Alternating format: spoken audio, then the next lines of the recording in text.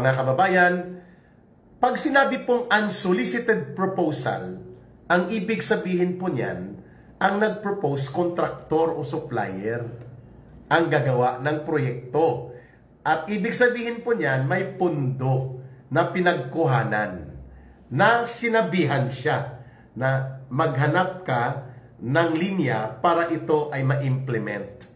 Ibig sabihin po na dulas si John B. Crimolia, and you don't need a forensics expert to analyze na posible ang congressional insertions nang galing nga kina Saldico. Kasi binanggit niya sa isang karugtong na interview, at first hindi niya binanggit ang pangalan ng mga na-involved.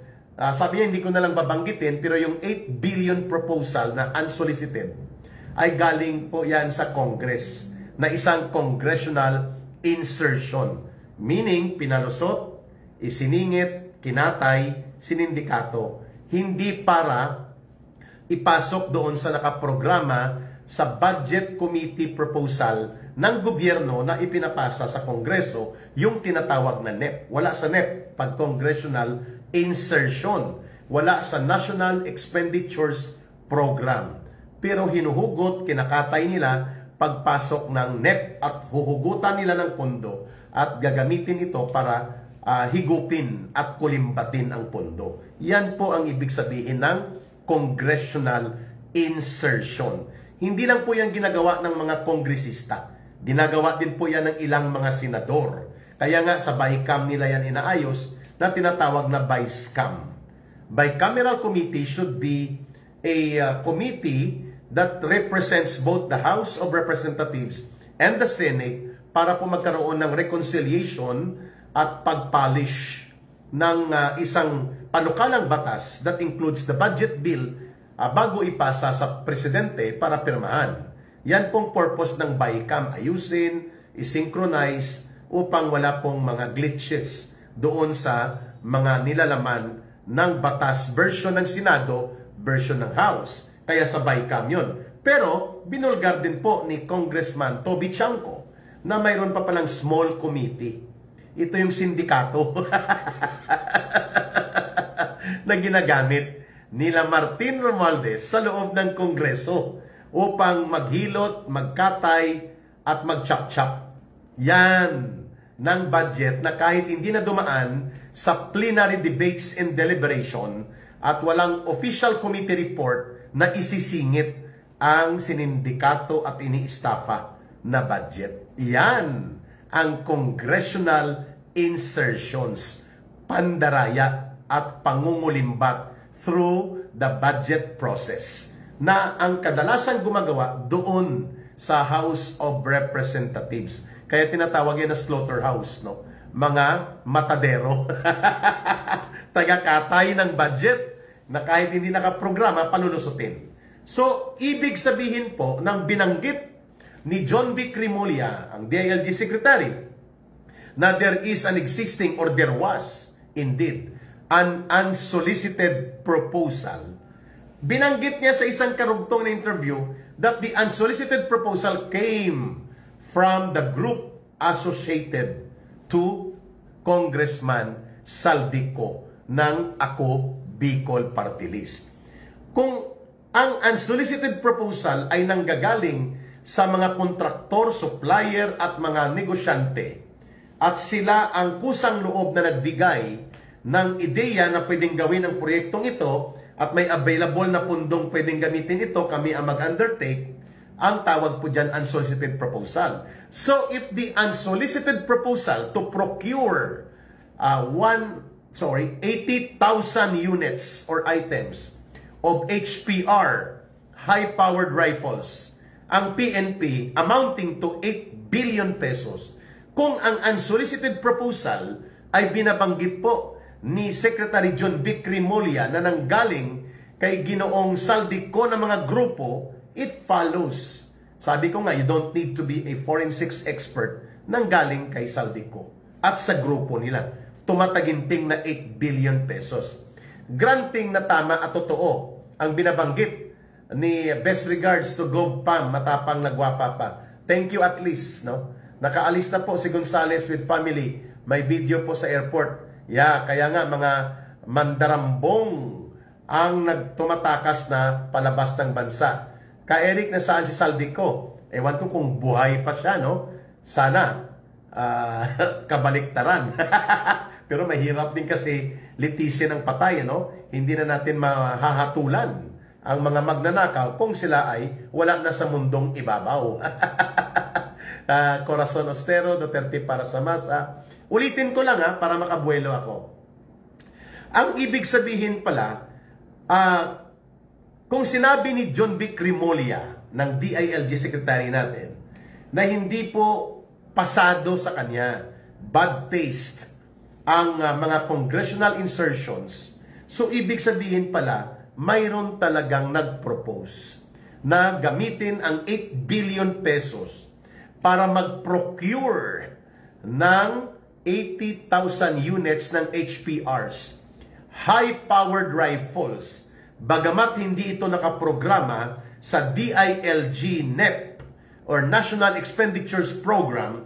Wala din po itong proposal na nakuha ng galing po sa NAPOLCOM, National Police Commission, and even the PNP itself as an organization na sila ang magiging end user nito, ay hindi rin po nila ito hiningi. Kaya ang sabi ni General Diwata Torre, tinanggihan niya po ito. Alan Culipano Bungabong is watching, Rod Celis is watching. Yun lang po nakikita ko, no? Hindi ko alam kung bakit walang comment section pa rin. Anyway, ang binabanggit po, thank you Langging and Alan Culipano for watching. Ang binabanggit dito, that General Diwata Torre, in fairness to him, hindi siya nag-approve ng unsolicited proposal na ito na bibili ang PNP ng 8 billion pesos worth of 80,000 units ng high-powered rifles sa tatlong kadahilanan. Number one, ito ay napakalaking volume of firearms purchase na malalakas na armas na hindi naman direktang kailangan kaagad ng PNP for their supply and logistics. Correct. May punto dyan si General Diwata Torre. Pangalawa, hindi nila ito ni-request. Hindi nakaprogram. Therefore, hindi pa nila na-align batay sa kanilang operational needs at sa kanilang actual reality requirements ng kanilang logistics, firearms, and other equipment requirements ng PNP. Hindi nakaprograma. Number 3 ay biglaan lang sumulpot ang 8 billion pesos na procurement proposal, kaya nga unsolicited, no? Binanggit na ni Secretary John B. Crimolia na ito ay galing sa mga grupo ng contractors o kontraktor na konektado kay Saldico. So 1+1 lang po yan. Ang pondo na 8 billion pesos na congressional insertion ay nanggaling po sa Kongreso at manamang sa manamang sila Saldico po ang pasimuno. There must be an investigation to this. At kung hindi ito alam ni Marcos, dahil marami naman po siyang walang alam at hindi niya alam at walang pakialam, edi ngayon, dapat ginawan po ito ng recommendation report or memorandum to the President na imbestigahan sila Martin Romualdez, Rosana Wawi Jones Pai, ang aking mga pamilya namin dyan sa New Zealand. Cheers! Kumusta kay Hannah Bro, kay Biggie Jones, Wawi Jones, and kay Che Jones. Ayun, mga kapatid po ni Mrs. at mga pamangkin at bayaw niya. Mga kababayan, dapat pong mabuksan din ito na investigasyon. I think kung puno na ang kamay ng Senate Blue Ribbon Committee, pwede naman pong ito ay pasimulan ng ombudsman. Bakit lumalabas palagi ang pangalang Saldico at itong Big Six, no? Dong Gonzales, JJ Suarez, Manex Dalipi, at iba pang mga alipores ni Tambaluslos na nai-involve sa malakihang iskandalo ng congressional insertions na kadalasan dito po nanggagaling ang mga ghost projects, ang mga substandard projects, at ito ang nabubulgar na tinaguriang iskandaluso, anomalya ang puno at ang pinakabuod ay pandarambong. itong mga congressional insertion fund. I do not know what power Saldico can exercise over the Philippine government for him to becoming like an untouchable individual. Ano, mga kababayan, bakit parang untouchable ito si Saldico? At pati si Tambaluslos, si Martin Romualdez. Kaya nga, sabi ko, while the intention of Secretary Vince Dizon sa DPWH may be noble and sincere, pero ang punot dulo ng katarantaduhan at, sorry for the word, kagaguhan na ito sa pandarambong si Marcos at si Romualdez. How will Vince Dizon investigate his boss? How will he be able to dive into deeper connections ng conspiracy o pakikipagsabwatan na gamitin ang poder sa Kongreso, palulusutin ang pandarambong sa kabanang bayan sa pamamagitan ng pagpipirma ni Marcos ng budget upang maging batas ang paggamit ng mga pundong ito? How will Vince Dizon do that? Even the Senate Blue Ribbon Committee ay nakatutok lang halos ito sa pagdiin at pagdikdik at pagdurog sa mga kriminal na contractors. That is correct. But that is only a small part of the bigger picture na ang pinagmulan nito, pinababayaan, pinapalusot, pati ng Senado, ang maraming mga congressional insertions to the point na noong 2025 budget ay may mga butal-butal na nagkakahalaga ang blanco na hindi po dumaan sa plenary deliberation, approval, and even sa BICAM na dapat inaayos na ang final version ng budget bilang isang panukalang batas, ay nakalusot po ang 241 billion pesos na congressional insertions. Ngayon, ang tanong kay Secretary Vince Dizon, though we appreciate your sincerity and your direction na mabigyan ng konkretong hakbang upang lutasin kung hindi man mapapigil kaagad ang problema ng malawakang pangungurakot at pangungulimbat na dumadaan at ginagamit ang DPWH, but how will you investigate? And how will you act so solidly and concretely? Dito po sa pinakaugat ng pinanggalingan kung bakit naging pugad ng mga magnanakaw at mandarambong ang DPWH. Sapagkat sila po ay kasabwat sa buong schematic design of plunder. Kakatayin sa Kongreso ang NEP, papalusutan ng small committee at magkakaroon ng mga congressional insertions by the hundreds of billions of pesos, and then ilulusot ito sa BICAM at wala na pong anumang mga oversight authority na ginagawa ang Senado at Kongreso. Basta umabot na sa BICAM, hilot na, katay na, inistapa na, ipapasa kay Marcos. Pipirmahan niya. That had been, or that has been, the real process of the schematic design kung paano dinadambong ang pera. So si Marcos cannot play innocent.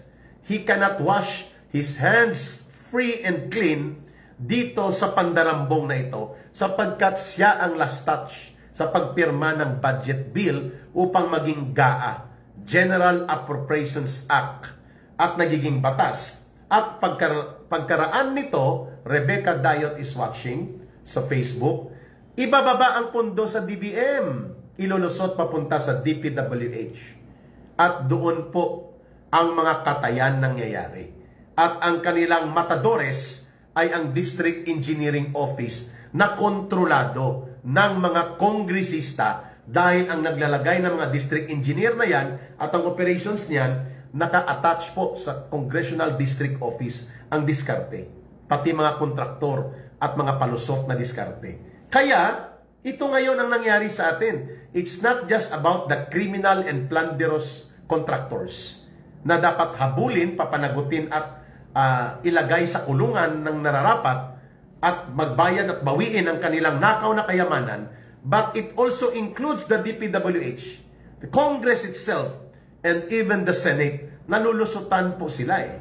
Kapag nalulusutan kayo, ibig sabihin, you did not exercise yung tinatawag na due diligence. Pag sinabi pong due diligence, ikaw ay maingat at ikaw ay hindi nagtatanga-tangahan.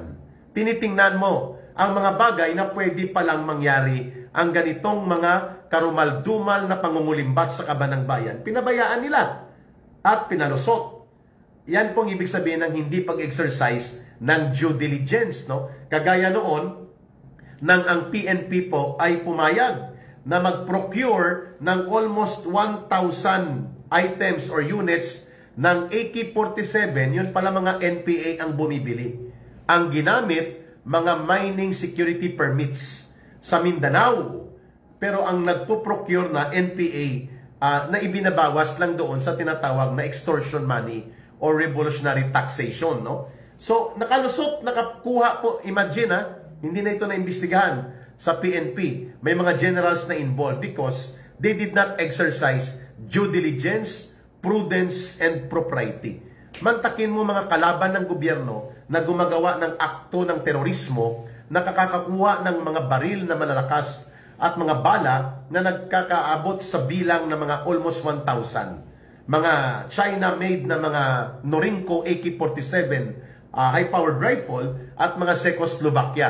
Even ito mga armas na sinasabi na gagamitin sa PNP, ito po ay mga ginagamit din from Czechoslovakia, ang binanggit ni John Vic Rimulya, mga kababayan. Kaya, babalikan natin yan sa isang pagkakataon kung paano nakalusot ang pagbibili ng armas o procurement ng AK-47 na almost 1,000 units na punta sa kamay ng NPA. During the time, I think of Noynoy Aquino. No? At ito ay sa pamamagitan ng pinalusot dahil hindi na chinek ang mga security mining permits na ginagamit sa mga pag-secure daw ng mga minahan sa Mindanao. May nagpo-procure ng 100, 300, 200 hanggang umabot ng almost 1,000. Yun pala mga NPA na ang nasa likod. Ngayon, ito rin po ang nangyari sa DPWH. Nandoon na po ang pundo, nakalusot na, kailangan may mag-execute ng pandarambong. And the execution is being undertaken by the DPWH mula sa national pababa hanggang sa district engineering office po nila, kung saan doon na hinihigop ng mga nagpalusot ng congressional insertions. Yan po ang schematic diagram of how the plunderous operations concerning flood control projects as well as other infra projects ay naging daluyan ng pagkakaroon ng malawakan, organisado at sistematikong pandarambong. Yan ay alam din po ng Kongreso. You don't need even to complete itong Senate Blue Ribbon Committee for the people to understand na nagsisimula yan doon sa katayan ng budget. And then, palulusutin nila, gagawin nilang bill, ibaliwala nila, tapakan nila ang National Expenditures Program na ginawa ng gobyerno, and then pipirmahan din ni Marcos, presto, batas na. Yan. So itong unsolicited proposal na 8 billion pesos, malamang sa malamang, ito po ay mga discarding palusot nila Saldico ng kanyang grupo at hindi tayo maniniwala na hindi yan inaprubahan ni Martin Tambaloslos. Everything in the house of Tambaloslos needs to be approved at dapat may konsente o may permiso ni Tambaloslos. So kung nakalusot itong 8 billion pesos na congressional insertion para kulimbatin na naman, i-overprice, diskartihan, at malamang sa malamang po 40% lang ang worth ng implementation yan, mantakin mo, kung 8 billion yon, we are talking about more or less mga 6 billion ang kukulimbatin. Wow! Anep! Thank you for my dad for the unlimited flow of ATM. Wow! Ayos! 759 pesos. Isang kainan lang. At yan daw ay pinaghirapan niya ng kanyang anak, sabi ng kapatid ni Saldico. Wow, okay kayo ha. Kaya hindi po natin masisisi na umabot po sa riot at mga mob actions. Mayroon na pong violence, no? Mayroon na pong karahasan na nagaganap sa 5 areas ng Indonesia. Hindi pa yata umaabot sa Jakarta, ang kapital ng bansang Indonesia. Ang ikinagalit ng mga tao doon ay ang sobra-sobrang mga pabor at benepisyo na ibinibigay ng gobyerno sa kanilang mga mambabatas at opisyal ng gobyerno, kasama na po ang mga malawakang isyu ng korupsyon, habang maraming mga mamamayang taga-Indonesia ang naghihikahos sa gutom, sa paghanap buhay at sa kanilang miserableng mga buhay. Mga kababayan, samantalang kaparehong-kapareho po ang kalagayan na yan sa kung paano po ang iskandalo ng pangungulimbat sa ating gobyerno at ipinapangalandakan ng buong kahambugan ng mga anak at pamilya nila at mga kamag-anak nila, ng mga kasabwat na kriminal na mga contractors, na kasabwat din po ng mga kongresista. Ito po ay posibleng magkaroon ng pagsiklab ng sitwasyon na anytime po ay magkaroon din ng mga ganitong matindi at marahas na reaksyon ang taong bayan. Now you understand why Eric, during my younger years, napunta po ako sa pagre-revolusyon, sa armadong pakikibaka, laban sa gobyernong magnanakaw, kurakot, bulok, mapang-api, at pinaghaharian ng mga kriminal na negosyante, oligarkong ganid at gaman, at mga burokrata kapitalistang politikong magnanakaw at mandarambong. Now you understand how I feel na nanggaling ako for 21 years almost sa komunistang teroristang grupo na nabubuhay sa karahasan laban sa ganitong uri ng mga pangyayari. Pero siyempre, iba na ngayon, kasabwat na ang CPP, NPA, NDF ng pangungulimbat sa kaban ng bayan. But during my time, hindi pa po ganito ang kalagayan nila. So during my younger years, I was recruited 1990. At ako po ay umalis na 2010. So kalagitnaan ng 2011 na, mga kababayan. So malinaw na itong mga nararamdaman ko na nakikita ko sa Indonesia, nakikita ko rin ngayon na kalagayan natin, hindi po malayo ang posibilidad na magkaroon ng malawakang pagkilos at mga pagbangon ang mga taong bayan, ang mamamayang Pilipino, para irehistro po ang kanilang galit at diskontento sa nagaganap na iskandaluso at halos ginigimikan lang tayo ni Marcos na patungkol po dito sa kung paano lutasin ang pandarambong at pangungulimbat at pandudurobo sa kaban ng bayan habang gumagapang sa baha, kahirapan, kagutuman at kawalan ng kabuhayan at bagsak at lugmok na ekonomiya ang milyong-milyong mga Pilipino. So tinatanong ako kay Eric, valid ba ang armed revolution sa ganitong kalagayan? Kung yan ang gustong gawin ng mamamayang Pilipino, walang makakapigil yan kapag nangyari yan. Basta hindi lang CPP, NPA, NDF ang mamumuno dyan. Dapat organisado din yan, kasi pag nagkaroon po ng kaguluhan at mga karahasan, you cannot prevent it from escalating. Pwedeng yan po will go out of control. And kapag walang organisasyon, walang mamumuno, walang kukumpas, ang isang marahas na hakbang ay pwede pong ikalugmok ng buong bayan at ng buong lipunan na magkaroon po ng civil war. Pwedeng magkaroon ng ganyan. But can it happen, ka Eric? Yeah.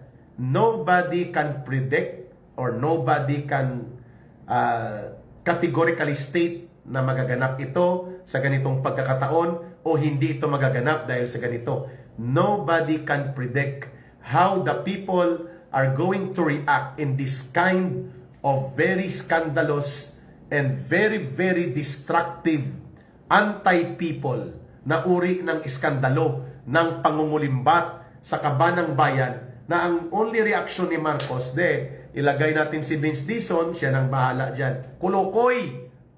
You have to do your part. Kung hindi siya involved dito, sila ng kanyang pinsan, you don't need Vince Dizon to do the job. It must be Marcos to be doing the job. Na siya ang mangunguna. Sasabihin niya, Vince Dizon, ito ang order ko i-dissolve na ang lahat ng District Engineering Office. at lahat ng mga engineers nila at mga staff magre-report na sa regional office. Walang bidding na magaganap at the district engineering office at lahat ng mga na-involved ay suspended indefinitely. Magreklamo sila, kung magreklamo sa civil service, wala akong pakialam. Haharapin natin ang kaso na yan later on. But now, wala silang access. Hindi courtesy resignation. Kasi pag courtesy resignation po, nagjo-duty pa rin sila. Yan. Number 2, lahat ng contractors na pinangalanan ko, wala na pong lisensya na mangontrata pa. At magkaroon ng case build-up upang sila ay habulin sa kaso at ipag-garnish sa korte, babawiin ang kayamanan nila. Yung mga 52 million, 40 million, 30 million na bawat sasakyan na mga diskaya, i-auction yan, kukunin yan, pati mga bahay nila, at ipatigil ang lahat ng mga kontrata nila at kasuhan sila sa Anti-Money Laundering Council na mamumuno nito. Hindi kayang gawin yan ni Vince Dizon. It takes the powers of the President. Hindi niya kayang manduan ni Vince Dizon ang AMLAC. Hindi niya kayang manduan yan na gumalaw ang COA, ang Ombudsman, bagamat yan ay hindi sakop direkta sa Office of the President, but being the President, if Marcos will exercise his powers and authority vested on him by the Constitution and by the law, pwede niyang sabihin, I call on the Ombudsman na gawin ito, kahit hindi under sa kanya yan, alam na ng Ombudsman. I call on the COA to do this. I call on the Civil Service na tingnan nyo, imbestigahan nyo itong mga na-involved na ito at because of their violations sa protocol ng patungkol sa Code of Ethics and Professional Conduct of Government Officials and Public Employees, kasuhan nyo rin. And I call on AMLAC, Anti-Money Laundering Council, to do your job. Bawiin ang mga kayamanang ninakaw na ito at dinambong at kinulimbat sa kaban ng bayan. Those orders need to come from an authority and power that can only be equal to the President. Hindi po kayang gawin yan ni Vince Dizon. Kaya nga, ang mga sinasabi ni Vince Dizon ay ibaban ang mga kontraktor, life ban, na mga na-involve kung mapapatunayan silang may mga ghost projects. Yan po ay mga pang-publicity. Yan po ay mga damage control. Hindi po yun ang hinahanap ng taong bayan. Itong mga courtesy resignation, etc., etc., ang kailangan po ay drastic, radical, and decisive action. But we cannot see that in Marcos.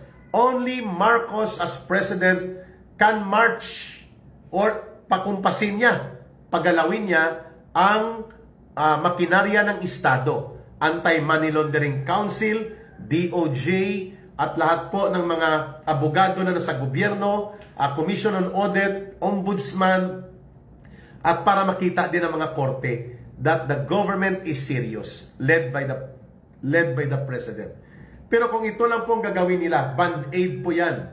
Mga pangpakita lang ng kunwari may ginagawa. Kaya hindi natin masisisi si Secretary Vince Dizon sapagkat yun lang po ang kaya niyang abutin. Pero mali pa rin pong ginawa niya na manawagan ng courtesy resignation. No, dapat po indefinite suspension sa lahat ng mga na-involved na mga nasa top level ng DPWH down to the engineering district. And then, no salary shall be given to them, and then cases must be filed. Pabilisin niya po ito. Lahat ng mga kontraktor, kung hindi pa niya kayang ito ay i-ban, dahil may legal basis kapang pagbabatayan, but they can declare indefinite suspension sa mga kumpanya ni Diskaya, sa kumpanya ni Salvico. O kaya ba nilang gawin yan? I don't think so that Vince Dizon can do that all by himself, no? It needs a presidential power to do that. So, yan po ang hinahanap ng taong bayan kay Marcos. Nasaan po ito? Ano po ang kanyang gagawin hinggil sa ganitong sumasambulat na mga iskandalo sa ating bayan, mga kababayan? Nababahala po tayo dahil parang nagkakaroon po ng suspended animation. Nalilibang at nagkakaroon po ng interest ang mga tao, pero doon lang sa maliit na bahagi ng pinakatotoong mukha ng problema. The bigger problem is Marcos and Romualdez. Dahil sila po ang ulo at puno at ugat ng mga kasindikatuhan na ito. And Vince Dizon, no matter how many times na i-attempt po niya na ayusin ang DPWH, kung hindi po sincero at hindi rin po categorical at deliberate ang aksyon na gagawin ng presidente, walang mangyayari po dito. Sapagkat lahat ng mga gagawin nila will only be for damage control, public opinion, and information management, so that the public perception will not escalate to the aggravating level na ikagalit at ikasasambulat ng mamamayan na dumagsa sa lansangan at magkaroon ng malawakang pagkagalit at diskontento ng mga pagkilos laban sa gobyerno. Yun po ang layunin nila na i-manage. Kaya po nila gustong agawin din ang inisyatiba ng pag-iimbestiga na ginagawa ng Senate Blue Ribbon Committee. Kasi hindi nila makokontrol ang mga variables, ang extent ng iskandalo na pwedeng abutin kapag na-reveal lahat ito sa Senate Blue Ribbon Committee. Kaya nga may ipinofloat na idea si Marcos na magkaroon daw ng independent presidential committee or commission or body na magsasagawa ng independent investigation. Ang tanong, sino ang ilalagay niya? Si Torre? No. Torre is not fitted for this kind of job. Torre is only an attack dog to implement yung mga paglabag sa pagpapatupad ng mga batas ng law enforcement, kagaya ng ginawa niya sa KOJC, yung pangaharas, pananakot at pandahas doon sa mga civilian, sa mga kabataan, kababaihan at mga religious workers na ginawa nila na 16-day infamy or the days of infamy or yung notorious na paggamit ng state terrorism. Doon expert si Torre. Yung pagpapadukot kay Pangulong Duterte, yung gulpi di gulat niya na mga style na ikutan nila ang batas, i-shortcut nila, and then gagamitin nila ang batas para sa mga kalaban sa gobyerno. Diyan expert si Torre. But to do this kind of investigative work and legal case build-up operations and criminal prosecution to bring before the bar of justice, not just the criminal contractors, not just yung taga DPWH or COA or taga DBM, but including ang mga politikong ganid at magnanakaw, I do not think so that Torre will be fitted for that kind of job description. It takes the powers and authority of the president to do that. No, mga kababayan. So, sana po nakita ninyo na itong mga kaganapan na ibinulgar ni Secretary John Vic Rimulya ng DILG na mayroon din palang congressional insertion na inattempt ilan po, magkano po, at ano pang mga agencies ang ginawa nito. Malamang, yan din ang binabanggit ni Vice President Sara Duterte when she was still the concurrent DepEd Secretary, nang binanggit niya, ang program namin, 5 billion lang for that year, 2024 I think, or 2023. Pero pinasukan kami, gusto nilang pasukan kami ng 24 billion pesos para sa classroom construction. Yang amin lang kayang ipatupad for that year was only 5 billion. So sabi nila Saldico at nila Martin Romualdez, sila mag-implement ng 19 billion. Maiiwan ang 5 billion sa amin. Pwede ba yun? Ayun. So hindi lang na-pursue ni Sara Duterte. Yan po ay congressional insertion din po. Yan ang pinagmumulan nitong pagkatay sa kaban ng bayan. All of this, the responsibility and the accountability kung bakit nanumbalik po ang monumental corruption, ang institutional and systematic plunder, ang criminal operations sa pagkatay ng budget, ginagamit ito as sindikato at inistapa, and then kinukulimbat ang kaban ng bayan, all because of the failure of governance and leadership ni Marcos. At pinabayaan niya ang paninindikato ng kanyang pinsan at ng mga alipores nila. Kagaya po nila Dong Gonzales na to, nila Benny Abante na to, nila Acop, nila Paduano, nila Barbers, nila Fernandez, si Boy Gogol, lahat ng ito, no? At kilala din po ito ni Dante Marcoleta, ni Senator Marcoleta. Ngayon ang challenge, kailan nila ipapatawag at ibubulgar din po itong mga kasindikatuhan na ito na ang galamay pala ni Saldico ay umaabot pati sa PNP. Hindi lang sa DepEd. Sa DepEd, 19 billion po ang insertion nila na binulgar ni Vice President Sara Duterte. Hindi lang po ito na pursue ni VP Sara Duterte na upang idiin at talagang bigyan pa ng emphasis sa kamulatan ng mga mamamayan. Subalit totoo pala na naggumagawa talaga ng kakapalan ng paninindikato at pang-iistapa by way of congressional insertions dahil itong iskandalo ng 8 billion pesos po na firearms deal unsolicited proposal ay itinuro na ni Secretary John B. Crimolia na konektado kay Saldico, ang kumpanya na nag-submit ng unsolicited proposal.